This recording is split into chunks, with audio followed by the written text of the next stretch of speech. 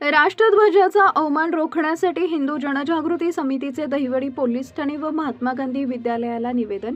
दहिवडी तालुका माण इथं स्वातंत्र्य दिनाच्या पार्श्वभूमीवर राष्ट्रध्वजाचा अवमान होऊ नये तसेच प्लास्टिकच्या राष्ट्रध्वजांची विक्री करणाऱ्यांवर कायदेशीर कारवाई करावी अशी मागणी हिंदू जनजागृती समितीच्या वतीनं करण्यात आली आहे. याबाबत दहिवडी पोलीस ठाण्याचे वरिष्ठ पोलीस निरीक्षक तसेच महात्मा गांधी विद्यालय व ज्युनियर कॉलेज दहिवडीचे प्राचार्य दोरगे यांना निवेदन देण्यात आले. 15 ऑगस्ट व 26 जानेवारी या राष्ट्रीय दिवसांच्या दिवशी राष्ट्रध्वज मोठ्या अभिमानानं फडकवला जातो. मात्र राष्ट्रीय दिवसाचा कार्यक्रम संपल्यानंतर अनेकदा राष्ट्रध्वज रस्त्यावर कचरापेटीत किंवा गटारात पडलेल्या अवस्थेत आढळतात. विशेषतः प्लास्टिकचे राष्ट्रध्वज जैविकदृष्ट्या विघटनशील नसल्यानं ते दीर्घकाळ तसेच राहतात.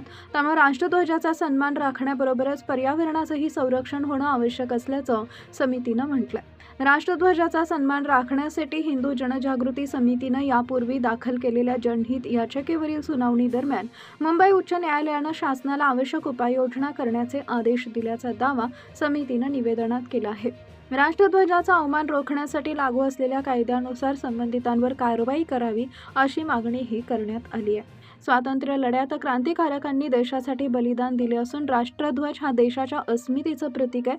त्यामुळे त्याचा कोणत्याही प्रकारे अवमान होणं ही गंभीर बाब आहे. अनेकदा लहान मुलांच्या हट्टापोटी किंवा वाहनांवर लावण्यासाठी कागदी व प्लास्टिकचे राष्ट्रध्वज खरेदी केले जातात. मात्र वापरानंतर हे ध्वज रस्त्यावर पडलेले दिसतात. त्यामुळं नागरिकांनी राष्ट्रध्वजाचा योग्य सन्मान राखावा असं आवाहन समितीनं केलं आहे.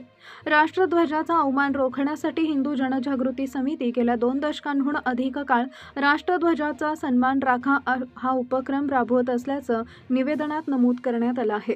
शासनाच्या आदेशाचं उल्लंघन करून प्लास्टिकचे राष्ट्रध्वज तसेच राष्ट्रध्वजाच्या रंगासारखे मास्क किंवा अन्य वस्तू विकणाऱ्या व्यक्ती, दुकाने, आस्थापना अशा संघटनांवर तात्काळ कायदेशीर कारवाई करावी अशी मागणी समितीचे श्री हेमंत सोनवणे यांनी केली आहे.